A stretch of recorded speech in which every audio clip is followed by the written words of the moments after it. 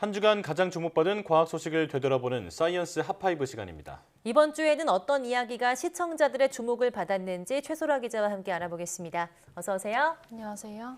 네, 5위 소식부터 알아볼까요? 네, 세계 최대 IT 가전 박람회죠. CES의 소식이 5위를 차지했습니다. 네. 이 CES는 매년 미국 라스베이거스에서 열리는데 이 올해에는 현지 시각 지난 5일부터 8일까지 열렸고요. 관람객 10만 명 이상이 참석했다고 합니다. 이 올해 CES에서는 인공지능과 로봇 기술 등이 가져올 우리 미래의 삶을 엿볼 수가 있었고요. 이 전기차 기술도 눈에 띄었다고 합니다. 네.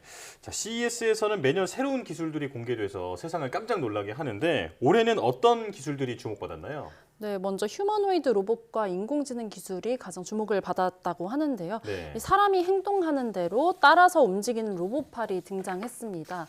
사람 손가락과 손목, 팔목에 부착된 센서로 이 로봇이 사람의 움직임을 감지해서 마치 아바타처럼 움직일 수가 있는 것을 볼 수 있었습니다. 예.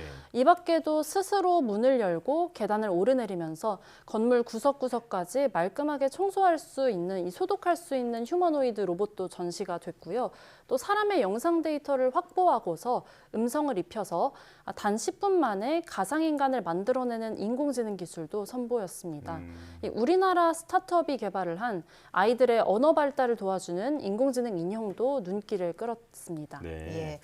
요즘 친환경 전기차에 대한 관심도 굉장히 높은데요. 올해 CES에서 모빌리티 기술도 주목을 받았다고요? 네, 그렇습니다. 이 전기차는 친환경적이기는 하지만 이 긴 충전 시간 때문에 이용자들이 불편을 겪고 있는데요. 이 한국의 기업이 15분 충전으로 서울에서 부산까지 400km를 달릴 수 있는 충전 기술을 선보여서 주목을 받았습니다. 이 밖에도 인간과 대화를 나누면서 운전자에게 최적화된 환경을 알아서 맞춰주는 휴머노이드 차도 등장을 했고요. 네. 또 좌석마다 스크린이 달려 있어서 이른바 달리는 게임기라고 불리는 소니와 혼다 합작의 첫 전기차도 큰 주목을 받았습니다. 네. 전기차를 비롯해서 미래차 보급에 탄력을 받을 것 같은데요. 자, 다음 소식은 뭔가요? 네, 애플이 내년부터 디스플레이를 자체 조달하겠다고 밝혔습니다. 이 내년 말까지 고사양 애플워치의 디스플레이를 기존 OLED에서 자체 개발 마이크로 LED로 교체할 예정이라고 하고요. 네. 아이폰과 같은 다른 기기에도 자체 개발 디스플레이를 도입한다는 목표입니다. 이 애플워치 디스플레이의 주요 공급사가 삼성 디스플레이와 LG 디스플레이거든요. 때문에 한국 기업에 특히 타격이 클 것으로 전망이 됩니다. 네. 이 LG 디스플레이의 매출 36%가 애플이 차지하고 있고요. 또 삼성전자는 매출의 6.6%가 애플에서 나온다고 합니다. 다만 애플 내부에서는 이 디스플레이 자체 조달 계획이 내년에서 2025년으로 미뤄질 수 있다는 분석도 나오고 있습니다. 네. 또 애플이 디자인과 공정을 자체 개발한다고 해도 실제 대량 생산은 외부 업체에 맡길 가능성도 있습니다. 네, 그런데 애플이 디스플레이는 물론 앞으로 모든 부품을 자체 조달하겠다고 했다고요? 네, 그렇습니다. 애플은 앞서서 맥북에 들어가는 이 반도체도 인텔 제품에서 자체 개발 부품으로 대체를 했습니다.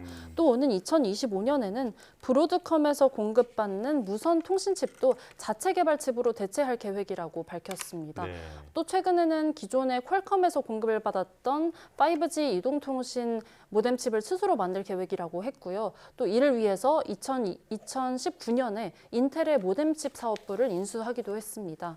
이 브로드컴에서 주로 공급받는 블루투스 칩도 애플 스스로 만들 계획으로 알려졌습니다. 이 애플의 이 같은 행보는 맞춤형 부품을 자체 개발해서 완제품의 성능을 극대화하기 위한 건데요. 이 밖에 코로나19 확산으로 부품 공급난을 경험을 하면서 미국과 멀지 않은 지역에 공급망을 구축하려는 의도도 있는 것으로 보입니다. 그렇군요. 자, 이제 다음 소식은 3위인데 소행성과 관련된 뉴스들이군요. 네, 그렇습니다.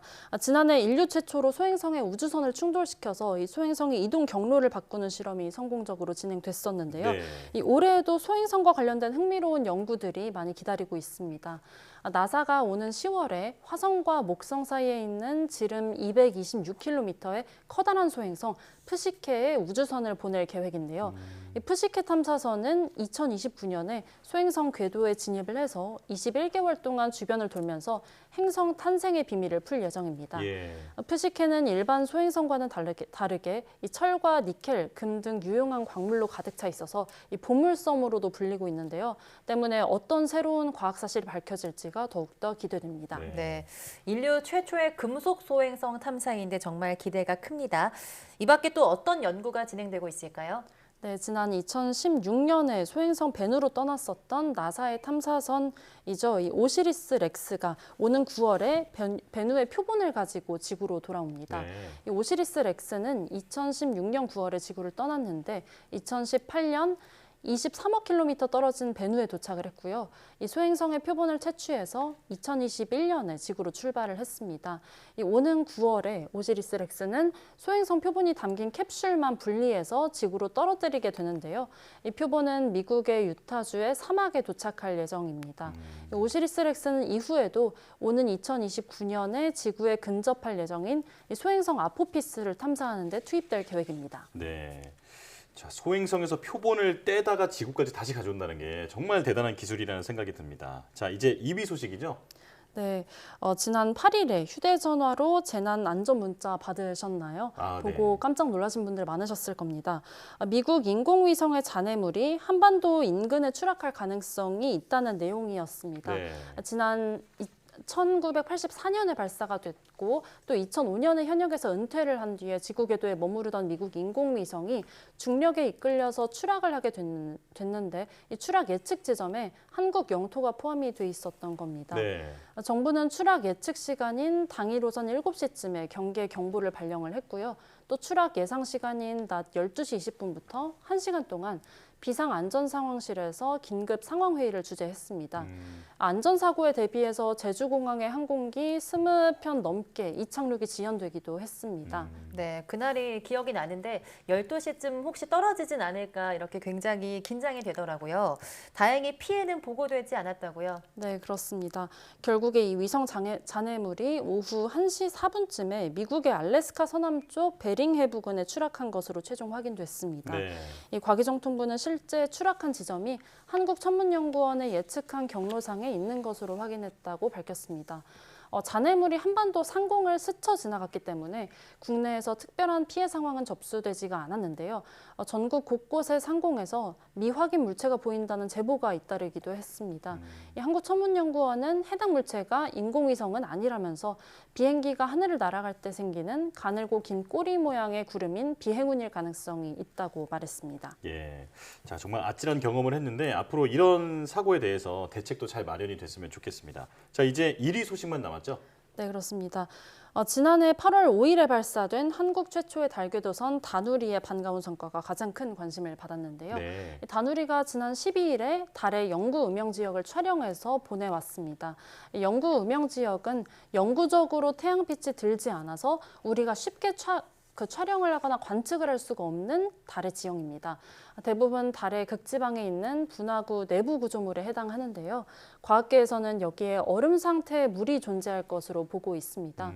지난해 말에 다누리가 달 궤도에 잘 정착하면서 다누리에 실린 이 나사의 섀도우캠이 달 남극에 있는 너비 약 20km의 셰클턴 분화구 내부의 영구 음영 지역을 촬영하는 데 성공을 한 겁니다. 네. 이 사진을 보면은 가파르게 경사진 분화구에서 지름 5m의 바위가 굴러떨어진 경로가 보일 정도로 자세한 모습이 담겼습니다. 네, 지금 화면으로 계속 나갔지만 정말 선명하게 고화질로 찍혀서 전송이 됐더라고요. 이번 성과는 앞으로 어떻게 쓰일까요?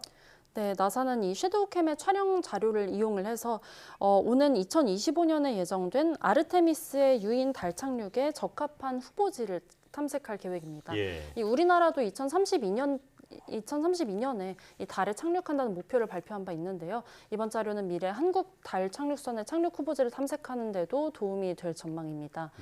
또 섀도우캠은 물을 찾기 위해서 특화된 카메라거든요. 그래서 앞으로 지어질 달 상주 기지에 필요한 물을 찾아내는 임무도 앞으로 수행할 예정입니다. 예. 올해도 과학계가 아주 바쁠 것 같은데 특히 우주 관련 소식이 더 기대가 됩니다. 앞으로도 잘 전해주시고요. 자, 사이언스 핫파이브 최소라 기자와 함께했습니다. 고맙습니다. 감사합니다.